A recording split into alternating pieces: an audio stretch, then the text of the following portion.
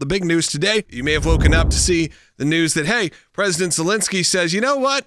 Maybe I will go do that mineral deal. And here's what I said. I said, we're seeing these that heated argument happen live while we were on air on Friday. This is not uncommon in the workplace. This is not uncommon in business, that there are heated debates and arguments. The difference is we saw this in front of a crowd. We saw this in front of the press. We were able to capture it on video. The first time we've seen a president act this way. And then you have a moment where President Zelenskyy goes, hey, it's not that bad. This isn't that bad with America. Maybe we do want to do that mineral deal. And then there was a response, and that response essentially said, no dice, we're not moving forward right now. That's right. So Vladimir Zelenskyy posted on X a thread where he said that he is ready to move forward with signing this deal, that he's prepared to do this. He said he was grateful for Trump and Congress for bipartisan support of Ukraine through this 3-year invasion.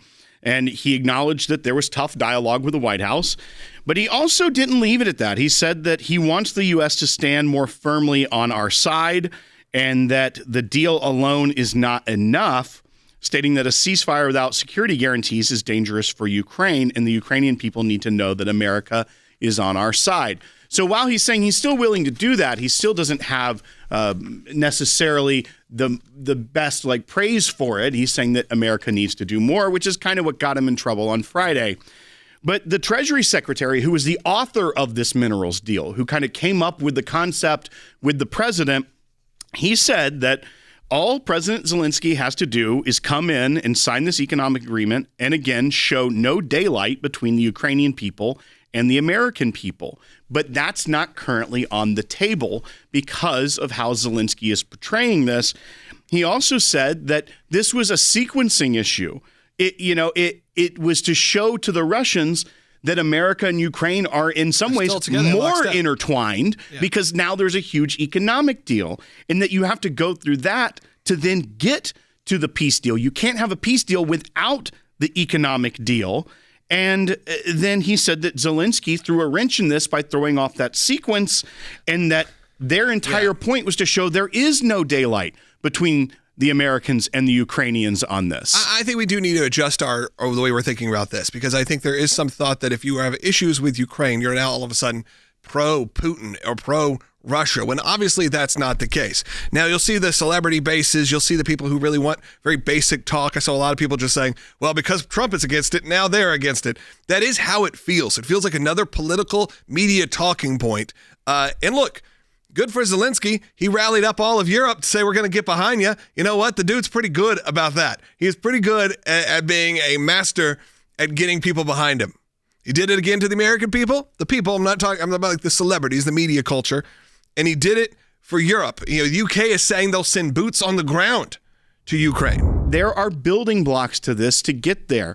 And that was blown up on Friday in the Oval Office when Zelenskyy decided to take this tone of, I know what's going on, and I am going to explain to you, President of the United States and Vice President of the United States, why you need to show that you care more about Ukraine.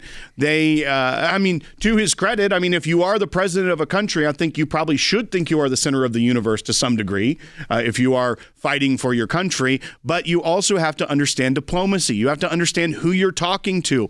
You also have to understand the history of the United States. And even, I think to some degree, going in there and saying you have to care about us, maybe he should read a litany of history of the United States helping fund a country and then leaving them on the curb. Mm-hmm. So maybe having a strong deal of an economic relationship is better for you in the long run than just no strings attached, billions and billions and billions of dollars that then you can be left hung out to dry later. Was would actually say pretty similar things. He would make a lot of demands. He would make a lot of demands in front of Congress, in front of the Oscars or wherever it was he was speaking.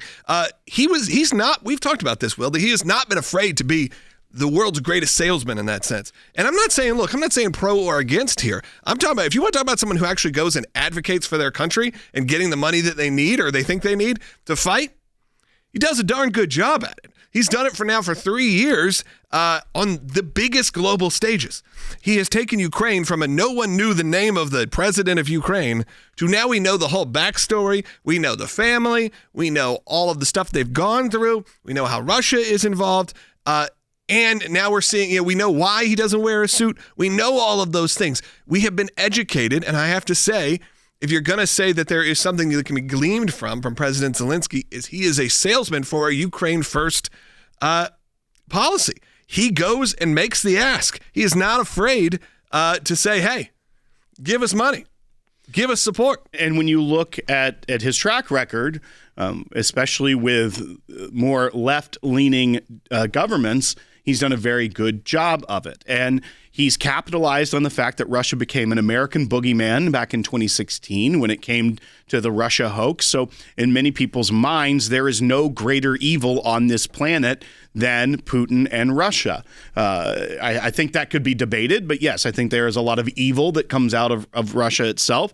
But once again, coming to the Oval Office and sitting there and making demands and trying to almost talk down to the president of the United States by trying to relitigate the war is not going to be a winning strategy with this president. And it's not like Zelenskyy hadn't had some sort of relationship with the former Trump administration. No. I mean, there's bad blood there because maybe a certain phone call is what led the Democrats in Congress to try to chase down an impeachment hoax. It was a perfect phone call. It was great. But so I think that he should at least give himself a history lesson and know some context of what is going on in American politics right now. And I think our former colleague, Tulsi Gabbard, director of national intelligence, she said this on Fox News, and I think it sums up perfectly the way you see him pushing. Unclear. This is brand new. This is brand new. Yeah, correct. This is from just over the weekend. Said this about Zelenskyy after the meeting. President Zelenskyy has different aims in mind. He has said that he wants to end this war, but he will only accept an end, apparently, that leads to what he views as Ukraine's victory, even if it comes at an incredibly high cost of potentially World War III or even a nuclear war. When you hear those things, you don't want to hear World War III or nuclear war coming from the administration. You certainly don't want to hear that in the middle of the Oval Office, because all of a sudden it goes from a media talking point to a real talking point. We've heard the little sort of murmurings of a World War III for decades now. It always seems to be something that people talk about, reference. You got to remember, we got to put some timestamps on everything. We are not all that far away from World War II. It feels like it's a long time away. It feels like that's generations and generations and generations away, under 100 years. You're talking about 80 years since World War II. So it's not like it's impossible. So when you start hearing our world leaders actually start referencing it, get ready.